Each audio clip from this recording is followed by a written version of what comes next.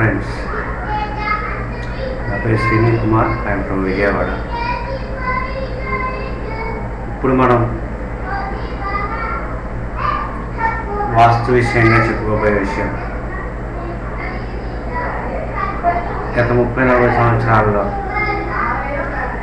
భారతదేశంలో అనుసరిస్తున్నటువంటి తీరు, ఈ సింహద్వారాలు ఇంటికి పెట్టుకునేటువంటి మెయిన్ సింహద్వారం ఇన్స్టాల్ చేసే విషయంలో ఇప్పుడు వాస్తు కన్సల్టెంట్ చేస్తున్నది పరిశోధన ప్రకారంగా చూసుకున్నప్పుడు రాంగ్ అన్న వ్యక్తిగత అభిప్రాయం. దానికి సంబంధించిన సైంటిఫిక్ విశ్లేషణ మీతో పంచుకుందాం అనే ఉద్దేశంతో ఈ యొక్క కాన్సెప్ట్ మీద ఈరోజు మాట్లాడుతున్నాను.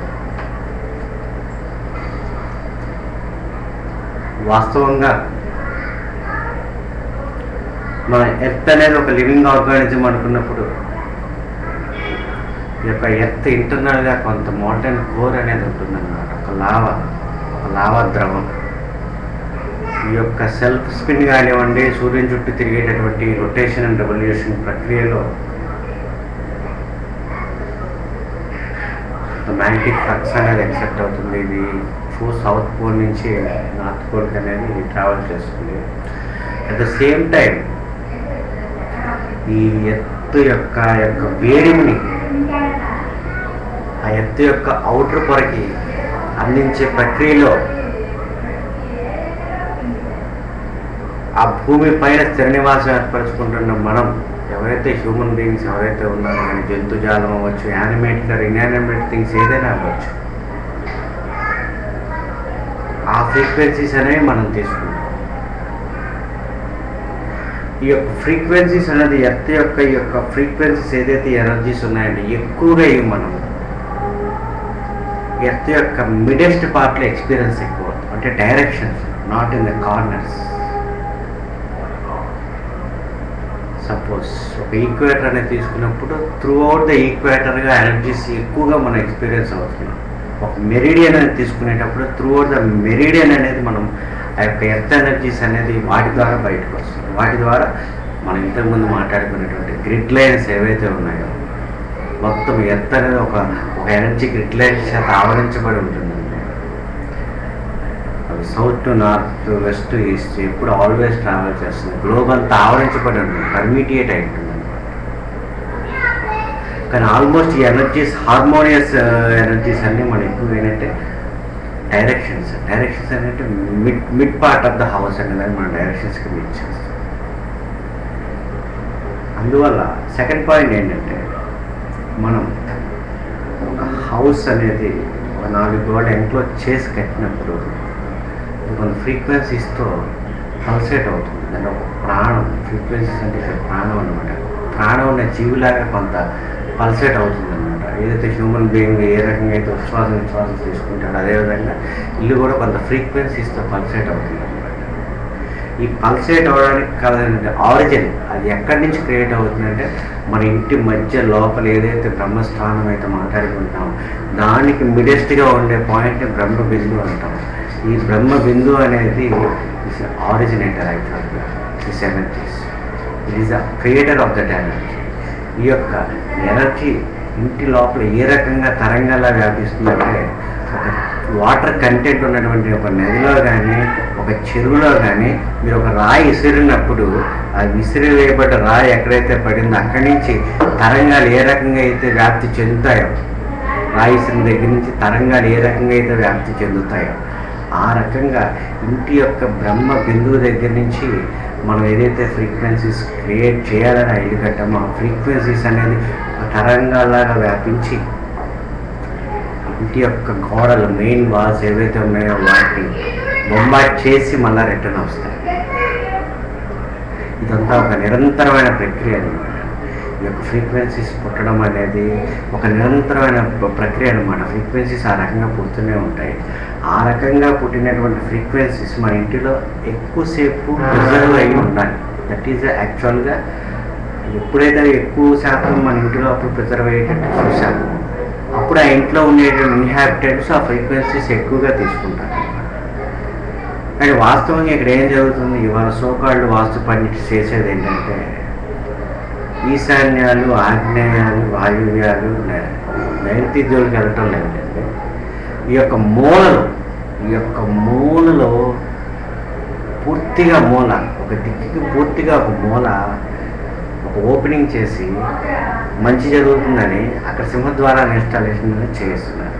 ఇది యాక్చువల్గా టోటల్గా రాదు. ఎందువల్లంటే మనకు ఎనర్జీస్ అనేది ఎప్పుడు ఇంటికి మధ్య భాగం నుంచి తీసుకోవాలి, అంటే దిక్కుకు మధ్య భాగం నుంచి. ఒక ఈస్ట్ అనేది తీసుకున్నప్పుడు ఈస్ట్ అనేది మధ్య భాగం అయినప్పుడు ఈస్ట్ నార్త్ కలిసి నార్త్ ఈస్ట్ అనేది ఒక మూల అవుతుంది. అలాగే ఈస్ట్ సౌత్ కలిసినటువంటి సౌత్ ఈస్ట్ ఒక మూల అవుతుంది. ఆ రకంగా ఈస్ట్ అనేది కన్సిడర్ చేసినప్పుడు మనం మధ్య భాగానికి దగ్గరగా, అంటే సైడ్ని మనం ఒక 9 మాడ్యూల్స్ కింద డివైడ్ చేసినప్పుడు ఫ్రమ్ ద లెఫ్ట్ నుంచి 4th మాడ్యూల్ అనేది కరెక్ట్ ప్లేస్. ఆ ఇంటిలోంచి బయట నుంచి అవుటర్ ఎక్స్టర్నల్ ఎన్విరాన్మెంట్ నుంచి వచ్చేటటువంటి ఎనర్జీస్ని ఏమైనా ఉన్నా తీసుకోవడానికి best place. At the same time ఇంట్లో ఏదైతే మనం బ్రహ్మబిందు ద్వారా జనరేట్ అయినటువంటి ఆ యొక్క ఫ్రీక్వెన్సీస్ అనేది రెండు ఆ యొక్క ఓపెనింగ్స్ దగ్గర అక్కడ మింగిల్ అవ్వాలి. ఆ రకంగా మింగిలేటటువంటి ఎనర్జీస్ని అక్కడ నడిచే వాళ్ళు యూజ్ చేసి వాళ్ళు ఆ బెస్ట్ ఎనర్జీస్ని తీసుకోవాలి. దట్ ఈస్ ద యాక్చువల్గా శాస్త్రం యొక్క ఉద్దేశం అదనమాట. కానీ ఇక్కడ మనం ఎక్కడి నుంచి అయితే ఎనర్జీస్ తీసుకోవాలో ఆ యొక్క ఎనర్జీస్ మనం తీసుకోకుండా కార్నర్స్ని కట్ చేసి అక్కడ ఓపెనింగ్స్ పెట్టడం వల్ల ఏమవుతుందంటే ఈ యొక్క ఎనర్జీస్ ఎక్కువగా మోస్ట్లీ ప్రిజర్వ్ అయ్యేది ఎక్కడంటే కార్నర్స్లో. ఈ కార్నర్స్ని మనం ఇక్కడ ఓపెన్ చేయడం వల్ల ఏంటంటే మనం ఎక్స్పెక్ట్ చేసినటువంటి వాస్తు శక్తి అనేది మన ఇంట్లో ప్రిజర్వ్ అవ్వకుండా బయటికి పోయేటటువంటి ఛాన్సెస్ ఎక్కువగా ఉన్నాయి. అందువల్ల నిజమైన వాస్తు శాస్త్రము, నిజమైన పరిశోధన చేసిన వాళ్ళు ఎవరు ఈ కార్నర్స్లో ఈ రకంగా సింహద్వారాలు పెట్టడం మంచిది కాదు. కార్నర్స్ ఎప్పుడు క్లోజ్ అయి ఉండాలి. ఏ సింహద్వారం అయినా మిడిల్లో కాకుండా మిడిల్కి లెఫ్ట్ సైడ్ అటువంటి ప్లేస్లో సింహద్వారం ఇన్స్టాల్ చేయాలి. అదే రకంగా ఉచ్చ నీచాల విషయాల్లో కూడా ప్రతి దిక్కు తీసుకునేటప్పుడు తూర్పు దిక్కు తీసుకునేప్పుడు తూర్పు ఈశాన్యం పక్క వచ్చేది మంచిదని, తూర్పు నుంచి ఆగ్నేయం పక్క వచ్చే మాడ్యూల్ కాస్త హాని చేసేదని, అలాగే దక్షిణం తీసుకునేటప్పుడు దక్షిణం నుంచి యొక్క ఆగ్నేయం పక్క వచ్చేదాన్ని మంచిదని, ఈ దక్షిణం నుంచి నైరుతి పక్క వచ్చేదాన్ని చెడ్డదని. ఈ రకంగా ఈ రెండింటి యొక్క విషయాల్లో మన వాళ్ళు చెప్పింది కరెక్ట్. కానీ పశ్చిమం అనేది ఉత్తరం అనేది మనం తీసుకునేటప్పుడు మనం ఈ ఉత్తరం దిక్కు దగ్గర నుంచి ఉత్తర ఈశాన్యం వరకు ఉండేది ఉచ్చమైనది మంచిదని భావించి అక్కడ సింహద్వారాలు పెట్టిస్తున్నారు. వాస్తవంగా ఉత్తరం దిక్కు తీసుకునేటప్పుడు ఆ ఉచ్చ నీచాలు అనేది ఇప్పుడు వాళ్ళు ఏదైతే నెగిటివ్ అనుకుంటున్నారో ఆ స్థానాలు మంచివి. వాస్తవంగా పశ్చిమం ఉత్తరం అనే విషయంలో తీసుకున్నప్పుడు ఈరోజు ఫాలో అయ్యే సోగాళ్ళ వాస్తు కండిషన్స్ ఫాలో అయ్యేది వాస్తవంగా రాంగ్ అనేది నా వ్యక్తిగతమైన అభిప్రాయము. దీని గురించి మనం నెక్స్ట్ మాడ్యూల్లో చర్చించుకుందాము.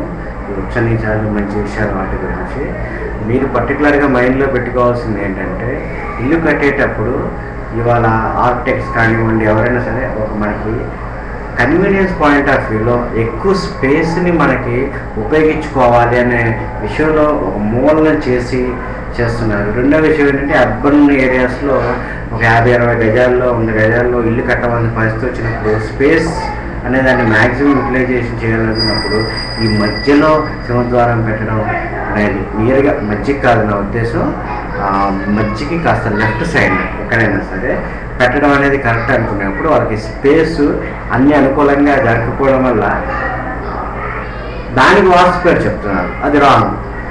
నిజమైన వాస్తు అనేది ఇంప్లిమెంట్ చేయాలనుకుంటే మనం ఇంతకుముందు ఎపిసోడ్లో చెప్పుకునేటట్టు కనీసం 50x50 కానీ 50x60 కానీ ఉండాల్సిన పరిస్థితి. కానీ ఇక్కడ మనకున్న ప్లేస్లోనే వాస్తుని ఇంప్లిమెంట్ చేయాలి, ఆ మూలల్లోనే ద్వారాలు పెట్టి ఇదే వాస్తు అనేది చెప్పడం అత్యంత శోచనీయమైన విషయము. అందువల్ల ఏంటంటే ఈ ప్రోగ్రాం ద్వారా మిమ్మల్ని ఎడ్యుకేట్ చేయగలిగే ఉద్దేశం ఏంటంటే నిజమైన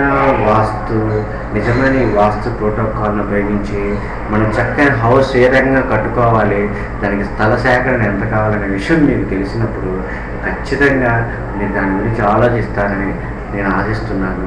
అదేవిధంగా 4-5 రకాల ఆస్తులు మనం ఇవాళ సమకూర్చుకుంటున్నాము, 4-5 ఇల్లులు సమకూర్చుకుంటున్నాము.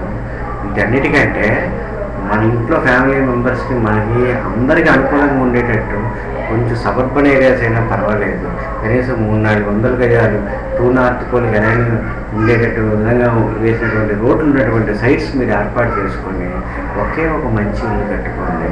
మంచి వాస్తు ఎక్స్పర్ట్ని, దీని మీద పరిశోధన చేసినటువంటి ఎన్నో మంచి యూనివర్సిటీస్ ఉన్నాయి, వాళ్ళ సలహాలు మీరు తీసుకొని మీరు మంచి ఇల్లు కట్టుకొని మీరు ఏదైతే, ఎందుకంటే ప్రతి మనిషి హార్డ్ వర్క్ చేస్తున్నాడు కానీ అందరూ అచీవ్ అవ్వలేకపోతున్నారు. ఇప్పుడు ఎందువల్లంటే వాళ్ళు ఉండేటటువంటి వాతావరణము, నేచర్కి విరుద్ధంగా వాళ్ళు ఉండేటటువంటి ఇల్లులు, పరిస్థితులు, కనీసం క్రాస్ వెంటిలేషన్ లేని ఇల్లులు, వీటన్నిటి వల్ల వాళ్ళ యొక్క ఆలోచన తీరు కానీ మైండ్ కానీ హార్మోనియస్గా పనిచేయకుండా వాళ్ళు ఎక్స్పెక్ట్ చేసిన దానికంటే నెగిటివ్గా జరుగుతుంది.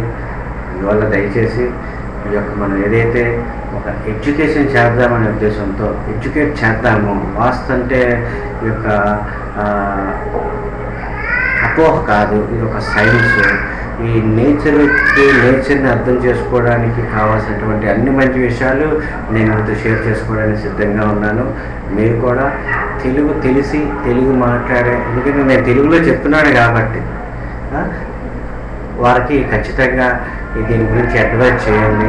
మీకు ఏ రకమైన డౌట్స్ ఉన్నా సరే నన్ను మెయిల్ అడ్రస్ ద్వారా లేదా ఫోన్ ద్వారా కాంటాక్ట్ చేయవచ్చు.